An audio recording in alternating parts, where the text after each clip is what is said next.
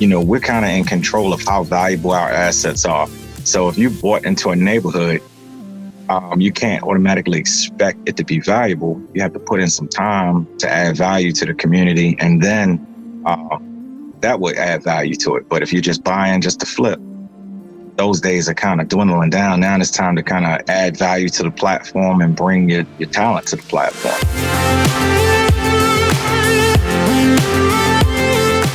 Welcome back, everybody, to another Upland Player podcast. Today, I am with, him, everyone knows him, ElijahJudah of the Real Node LA. Elijah, welcome to the Upland Player podcast. What up, Upland? What up, X1? Yeah, hey, thank you for being here. Why don't we just start? I know everybody knows you already, but let's start. Why don't you just introduce yourself, introduce the Real Node LA. Where did you come from? How did you find Upland? And let's go from there. Okay. You know me as ElijahJudah. I'm from Baltimore, Maryland. I found out Upland through just back in 2001. I was looking for the metaverse or looking to show my art. I fly drones. So I wanted to display my drone artwork. And so I was looking just for some sort of digital way to do it. Looked at other products, Central Land, Sandbox, and all of them. And of course, we know those prices was kind of a little unaffordable, to say the least. So I just kept looking around for a metaverse. I Googled the term metaverse based on the real world. And that's what actually came up. And that's what I was looking for. So I jumped in full speed because I knew I felt confident in the way I read the marketing and how it drew me in, that this would be somewhere I'd be able to display my at the time drone artwork, which became NFT artwork, which evolved into the Real Node LA. Very cool. Very cool. So how did you decide to number one, call it the Real Node LA, and then where your node would be located? Okay. So LA, man, we used to be in a cafe all the time. Shout out to everybody that used to be in the Upland Cafe, the old Discord one, where it just ran 24 hours a day. You could wake up at any hour and somebody was on there speculating, or at this time they were talking about LA. They talked about LA for a while before LA actually dropped. So LA was the place where you were just like, well, I'm thankful that I kind of got here before it came out, because I missed San Francisco release. So I knew I wanted to have it set up in LA. And at the time, and we're actually refocusing back on that, I wanted to have the Real Node LA as a YouTuber's node, meaning that at the core of it, everybody had a YouTube channel. And I knew that there were going to be some kind of layer 2 where you can walk around a community and visit each house, and each house would have a different YouTube programming going on. I wanted to be, made for family, safe for work content type of scenario. But you'd be able to walk around and click on one house and maybe it's teaching you about Upland. Another one could actually be showing you how to lay real masonry in real life. Just depending on what the YouTuber wanted to have. So at the core of the Real Node LA, you'll notice that that area is still reserved for the YouTuber section, a layer 2, which is something for the future. But we're going to start kind of digging into that, trying to place people there. That is based on us being able to do something called a smart contract, a rental contract in the future. So if that ever comes about, then that's the way we're going to look to go about renting out the core for long-term periods. But that's a small part. That's how the Real Node LA started. Cool. Where it is today, my goodness. Yeah, let's talk about where it is today. You guys actually had a booth at Genesis weekend. I was telling you before the show, and because Real Node LA, I would jump into some of your like race events or jump into some of your shows in Spatial, and then watch them in your theater, which was super cool even then. But then at Genesis week, my mind was blown because you guys at your booth had presented in VR, and your whole neighborhood was in VR, and you're like, I was just standing there looking around like, whoa, this is cool. So what is Real Node LA today? What is everything that's happening in the Real Node LA? All right, cool, man. And thank you for checking us out at the booth, man. That was awesome. Thanks again, Blue Rain. And thanks for just letting the players set something up like that to kind of showcase what we're the part of the metaverse that we'd like to have. But where we are now, we're at the Real Node LA season 2. So season 1 was what you saw at the Genesis week. So we're at season 2. Season 2 is more tied into Upland Layer 1 map. So season 1 was an abstract of Upland map. It was representative of the El Sereno neighborhood. This time, season 2 is the real neighborhood.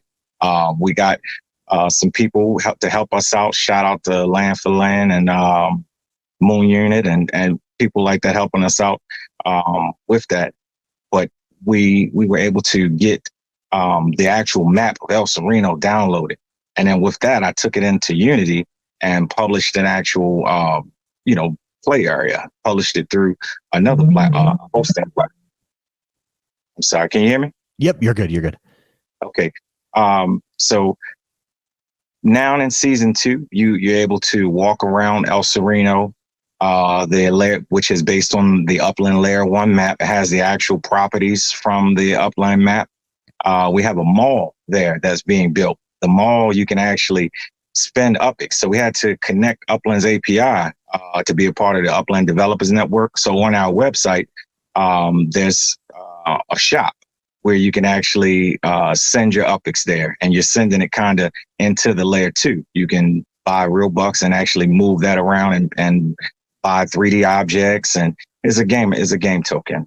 So it's pretty cool. We have golf cart racing in there, and I mean it's just so much going on, and that's just the layer 2. But then on layer 1, the real node LA, we have manufacturing. Our manufacturing plants just opened up. So we have the Real Node Depot, Real Node Depot 2, and the Real Node Racing manufacturing plant.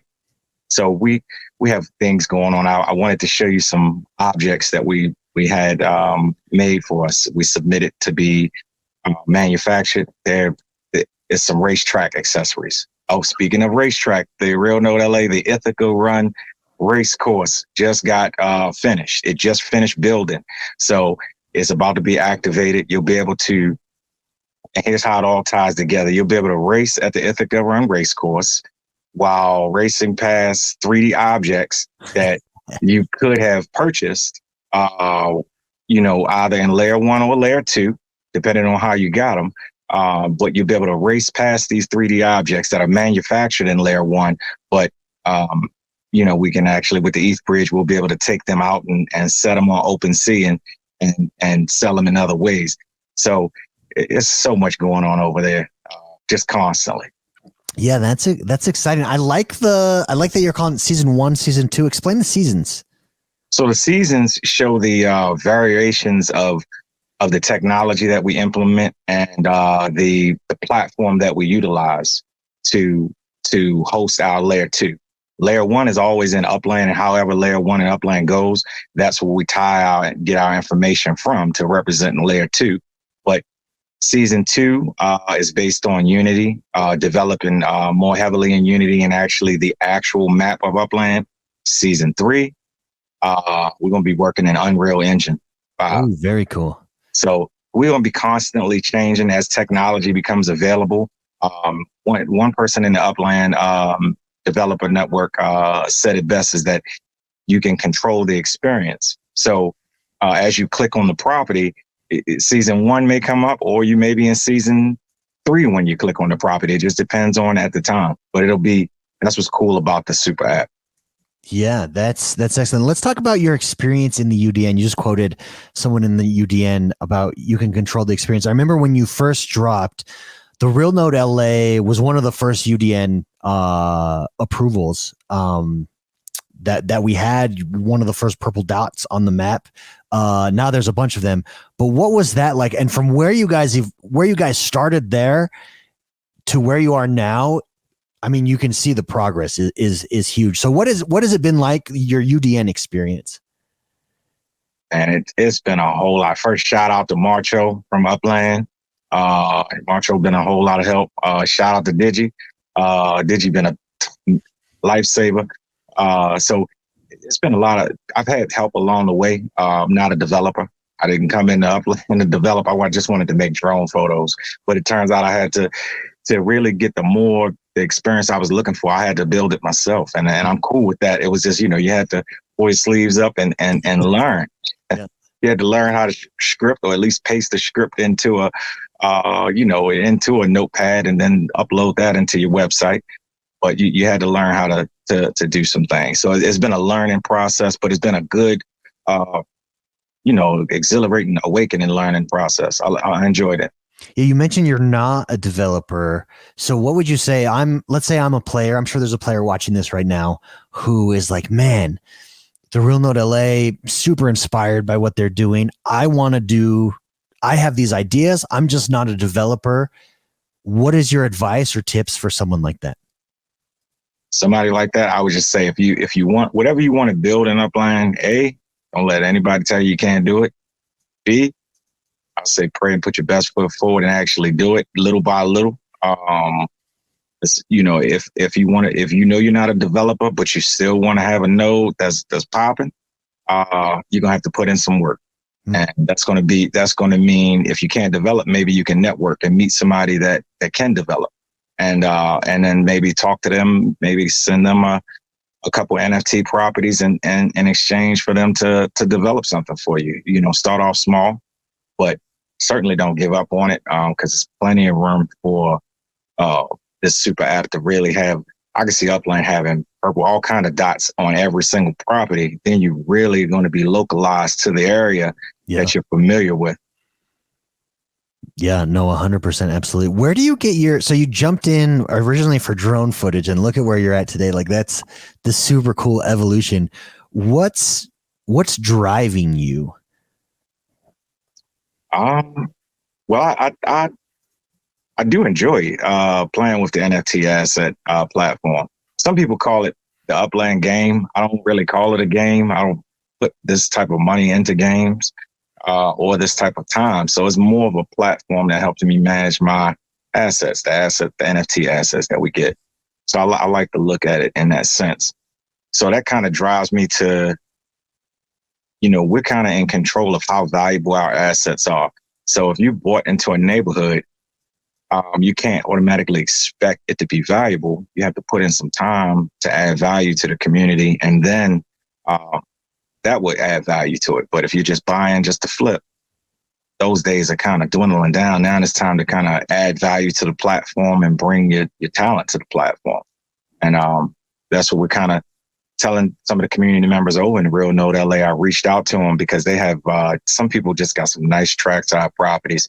I'm like, yeah, bring your meta venture and put it right on the track. And that way, when we driving past, we can see your meta venture. That's going to be pretty cool too. Yeah, that is cool. So you did talk about, you just have a racetrack now in the Real Node.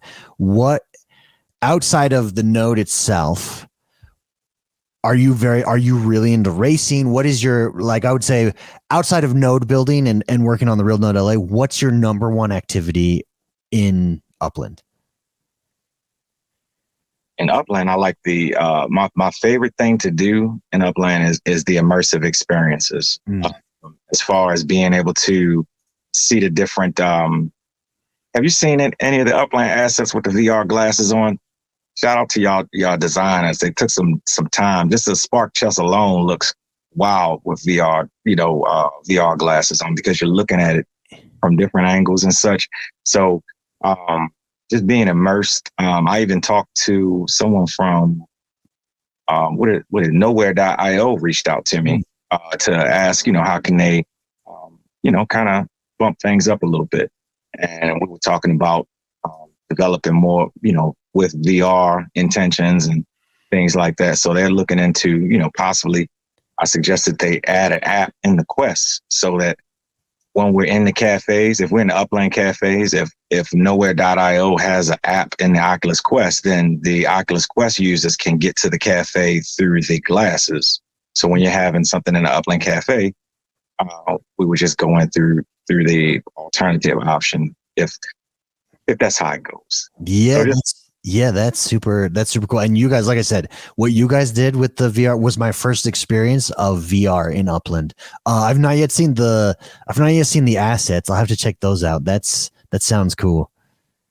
Yeah, you have to see the properties, like the buildings, because since our new map, you can go in with the VR glasses on, but you see real Upland properties. So how they look on layer one map, they translate into layer 2, and you're looking up at buildings, and it's something, man. Yeah, no, VR overall is just this experience. Where are you at personally with this like mixed reality? So not just VR, but also AR. Like Meta's new glasses is both, Apple's new glasses is both. It definitely seems like there is something in that direction of not just virtual reality, but AR as well.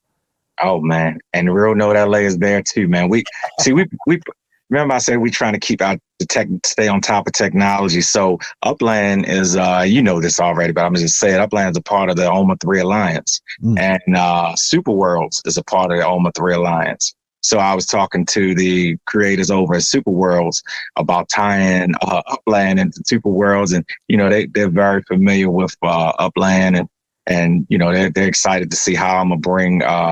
Because basically with mixed reality and AR, you want to be able to walk around with maybe the new Apple glasses, not the big one, maybe something light. Like I have some small AR glasses, right, by X-Real, formerly Nreal, but the AR glasses, you want some light glasses to where you're just wearing them, and you'll see a portal, right? You're walking in a downtown area, and just on this one area, it kind of glows like the outline of a property.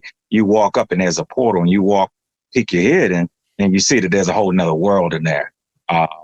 So those type of possibilities, I'm looking into the different companies that are connecting with the OMA 3 Alliance. It's a portal company that strictly focuses on portals, which is pretty wild. And these are smooth portals. These aren't like click and load portals. Mm-hmm. These are the look through and see the other world in motion portals.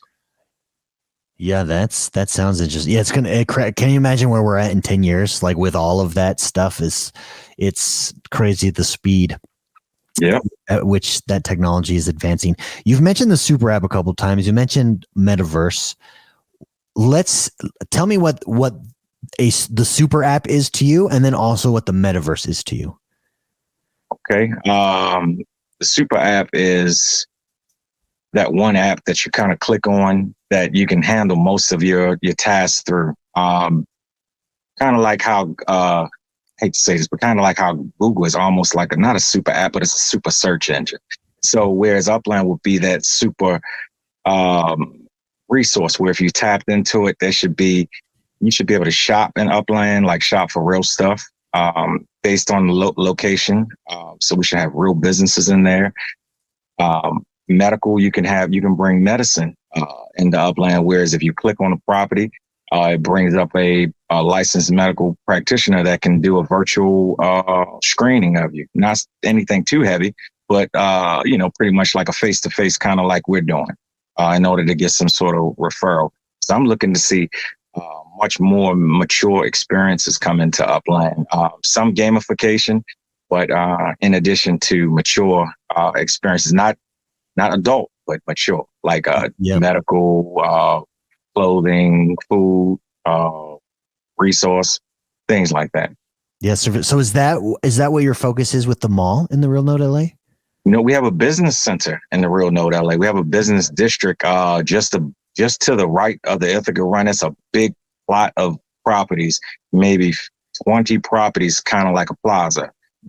So eventually, that will be used to encourage businesses to come in and be a part of the community. Real Note LA, I want that to be a real downtown hub, like a metropolis of businesses and culture and activity and all kinds of stuff going on over there. So when Upland brings in the, what do they call it, locality to where you have to drive everywhere, some people may choose not to drive. So they'll have everything they need in El Sereno. If they don't have a vehicle or if they just coming into the game and they don't have a vehicle yet, everything will be localized. Very cool. Very cool. So that's super app. What about Metaverse, and how do the two overlap for you? Okay. So the super app is like the layer one. Let me click and get more information. The Metaverse is the immersive version of it. So kind of like how we go into the cafe now.